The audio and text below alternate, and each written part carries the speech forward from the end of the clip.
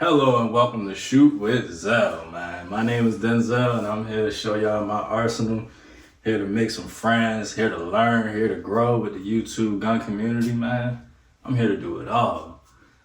Just to give y'all a little background information on me, I consider myself an amateur shooter. I do this in my free time. I do this on the weekend, sometimes after work, and I love to spend my hard-earned money on guns and ammunition. So let's get into what inspired me to really do this YouTube shit. I see a lot of people on here day and day, and I get to thinking to myself, man, it would really be nice if I could have somebody fund my hobby. Let's be real, this shit ain't cheap. So let's get right on into it and tell y'all what you can expect from me, Shoot with Zell. I want to give y'all reviews on my opinion of the firearms. I want to show you range time. I want to possibly go on a hunt. I got to go ahead and look at the YouTube guidelines and really get a good understanding for that before I take that path, because I don't want to jeopardize myself later down the road.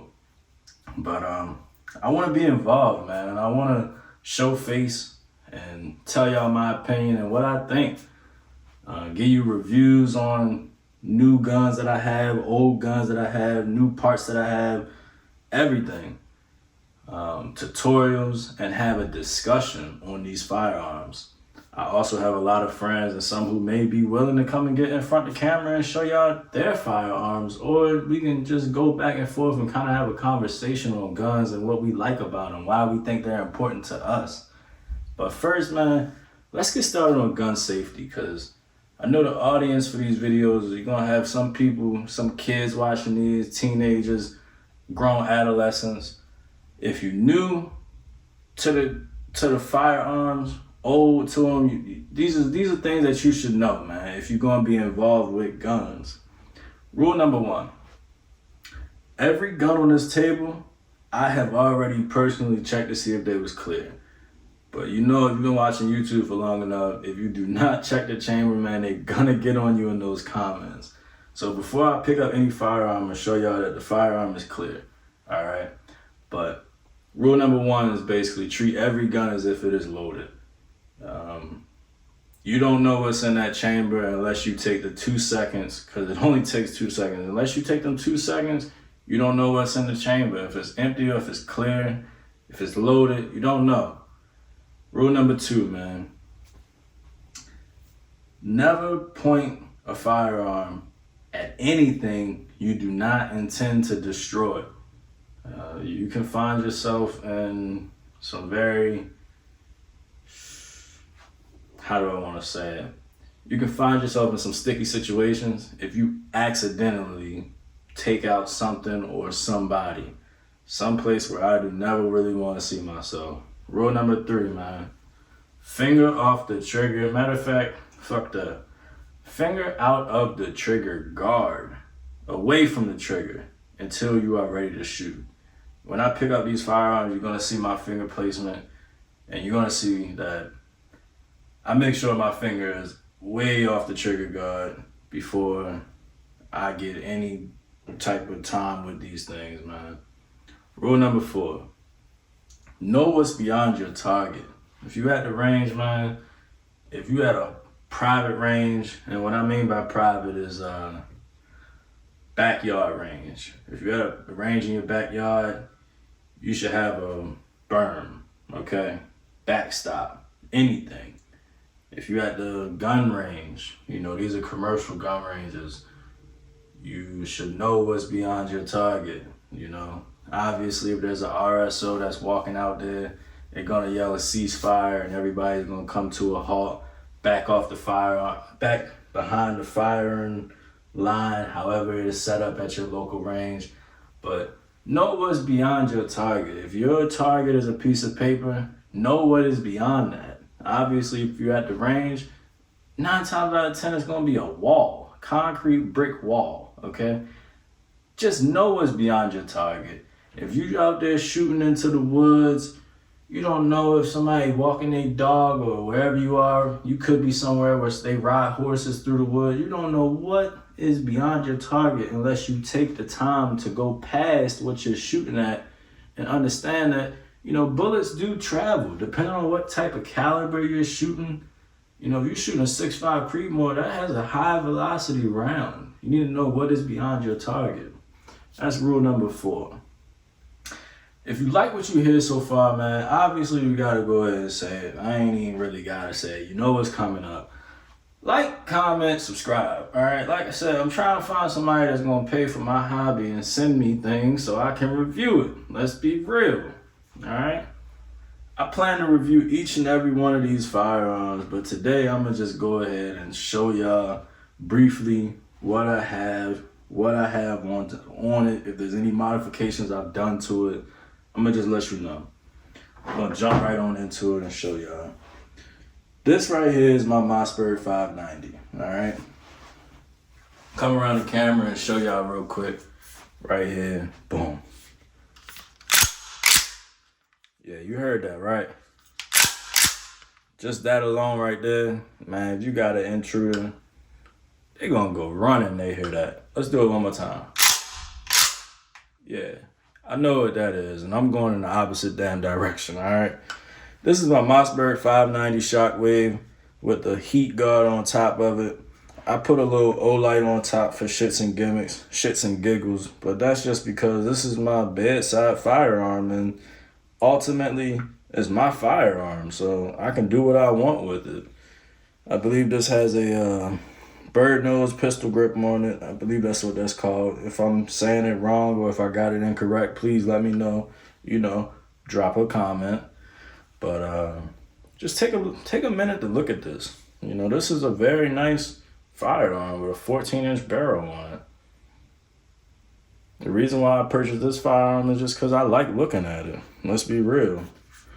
I like how it has, you know, the shell holder on the side of it. If you get into a bind and you need more, you can have them filled up. Oh, man. I'm going to go ahead and go into the next firearm and show y'all this FN 509 Tactical. As you see, there is no magazine in there. There is no bullet seated in the chamber. This is my FN 509 Tactical, all right? I believe this thing ran me about $1,200. Shh, do not tell my lady. She already know, bro. I'm just joking with y'all for real. But this is my FN 509. Got the threaded barrel. Obviously, that comes stock. Night sights on top. When I purchased this gun, it did not have the Viper Vortex on there, but I went with it because I liked, honestly, how it looked. I don't really shoot with the red dot, and I got a little bit more information on that for you. The red dot went dead on me for a while, and I just didn't do anything with it. So I was just using my regular fixed night sights on there, and reached out to Viper and found out that they have a VIP warranty. So I like that. I'm gonna be honest with you. Any place I got a no hassle warranty, I'm all for it. Y'all can take my coins any day. I'm gonna put this back in my holster, my works holster. This is my EDC, and this is how I carry it on a day-to-day basis. This is an appendix carry holster. And go ahead. And, as you see, there is nothing inside of there. There is no bullet. If there was a bullet in there, it would have flew out, unless my injector pin is broke, which is not.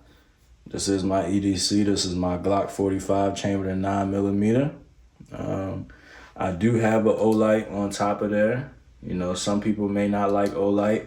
Me personally, I get what I can afford. So if you can afford to send me a Surefire or anything of that nature, please do send it. I will gladly do a review on it and tell you what I think about it. I love the durability of this gun. I've seen what this gun can do, and I've seen people do durability tests on YouTube, and they show that this gun is reliable. You know, you might get to the range and some people say, I don't like Glocks ain't all that, and this, that, and the third. Man, show me what your firearm can do. Let's be real. Can your firearm go through the mud and go through the test and come out on the other end of it and shoot at the end of the day? That's what I want to know. So I'm going to go ahead and go on to the next one. This is my LWRC M6IC AR-15. I know that is a lot, but man, when you spend $1,600 on a rifle, you need to know what the hell you done bought. Let's be real. Got the 16-inch fluted barrel on top of there. I love what LWRCI did with these. This is why I bought it. Another reason why I purchased this firearm was because I noticed that LAPD SWAT had picked them up and they run these on duty. I have this loaded with a Magpul bipod that extends to a couple of different positions. I'm not too sure off the top of my head how many. I have a Streamlight light on there. Not really sure how many lumens, but I know that thing is bright, and it's got the strobe on there with the touchpad on top.